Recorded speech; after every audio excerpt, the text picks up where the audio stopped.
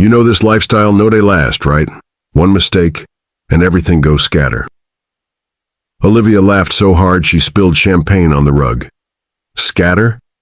My dear, you they think small. I'm too smart to fall. Men need me more than I need them. Welcome back to the part 2 of this video. But when he placed a fat envelope on the table even before touching his food, Olivia's eyes widened. After one night, she walked out of the hotel room clutching more than she had ever seen in her life. On her way home, her phone kept buzzing with Anita's texts. How we go? Hope you know fall hand? Olivia typed back quickly. Babe, I'm still shaking.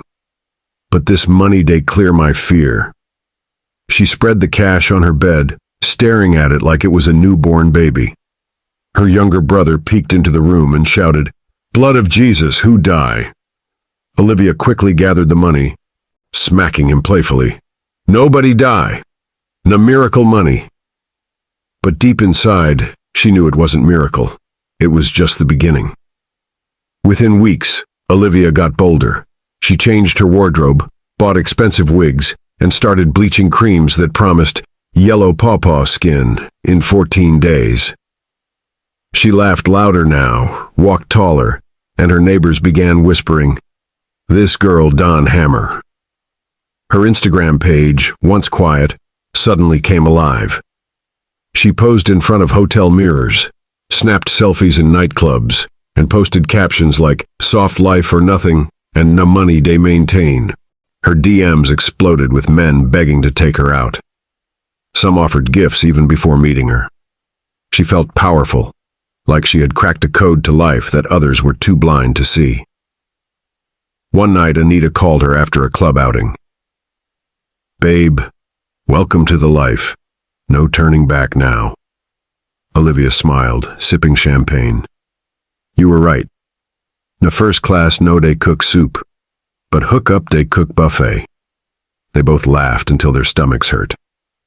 But as Olivia clinked glasses and watched her followers multiply online, she didn't know she was planting seeds that would one day grow into her downfall. By the time Olivia hit 6 months in the game, the whole neighborhood no longer recognized her. The same girl who once trekked to buy pure water barefoot now cruised past in a Mercedes Benz, her windows tinted so dark that neighbors could only guess which seat she was sitting in. The transformation was shocking. Her skin glowed like polished glass, her wigs grew longer by the month, and her nails, red, sharp, and perfectly done, were the type that could slice bread if she pressed too hard. She was no longer just Olivia. From Benue. On Instagram, she was Livy Hot Mama, a certified slay queen. Her Instagram followers climbed like ants on sugar. Every post was fire. One day she'd post a mirror selfie in a hotel suite with the caption, Soft life or nothing. The next, she'd flaunt a designer bag with, Na money they maintain. Young girls worshipped her, begging for her skincare routine. Some even sent DMs asking for mentorship, as if hookup was a university course. She had officially arrived. Clubs became her second home. On Fridays, Saturdays, even random Tuesdays, she was there. Popping bottles, dancing in VIP, and screaming lyrics louder than the speakers themselves. Bouncers recognized her on sight. DJs shouted her name in the middle of mixes. Shout out to Olivia Hot Mama in the building, and the crowd would scream like a celebrity had entered. Her mansion was another wonder. A 2-story house in Lekki, painted white with golden gates. She furnished it with leather chairs, glass tables, chandeliers, and a sound system that could make neighbors feel like they were inside the club without stepping out of their homes. She hosted parties almost every weekend, and her house became the meeting point for girls who wanted to upgrade their lives. Anita, her partner in crime, once teased her. Babe, your house Don turn recruitment center. Every girl we enter here, they graduate into hookup. Olivia laughed, tossing her wig back dramatically. My dear, na vision I they share. If government no fit provide jobs, Who say I no fit create employment? The girls screamed with laughter, raising their glasses. But for all her wealth, Olivia invested in nothing tangible.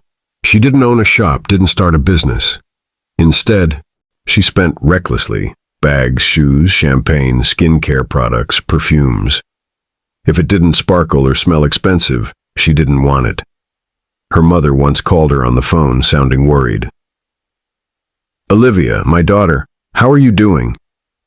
"Mummy, I'm fine. Oh, life is sweet. I just bought one new wig of 300K.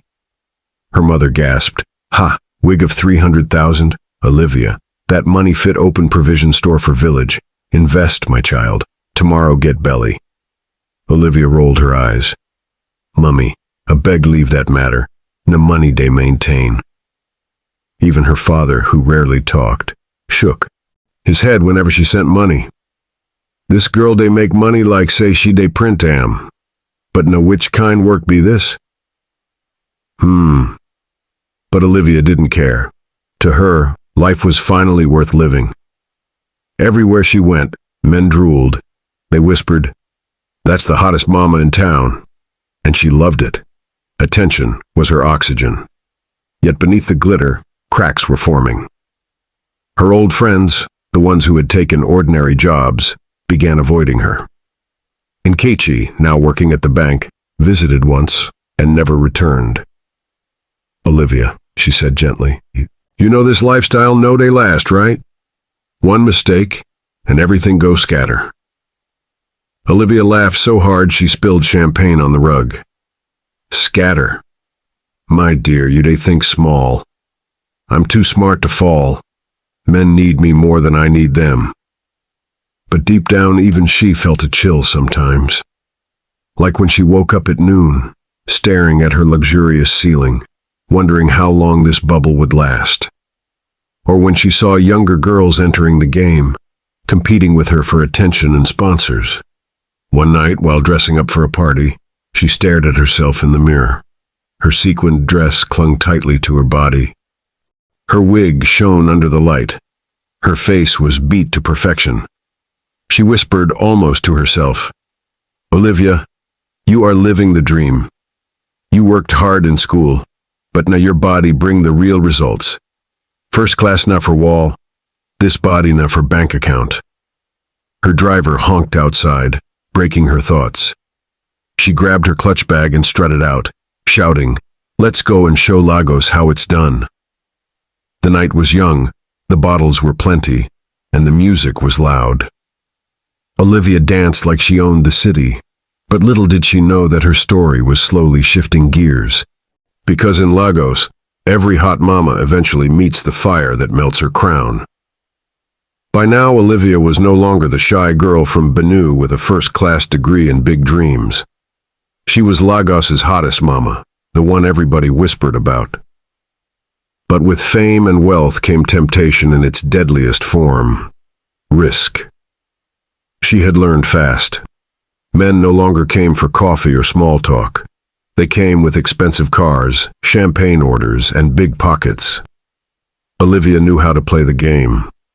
But as her circle widened, so did the dangers. It started subtly. First, a man who insisted she come to his private yacht at night, promising her a weekend in Dubai. Then another, a wealthy senator who offered her a brand new Range Rover just to smile at his parties. Then came men who sent her first-class tickets just because she looked different that week. Olivia was addicted, not just to the money, but to the power.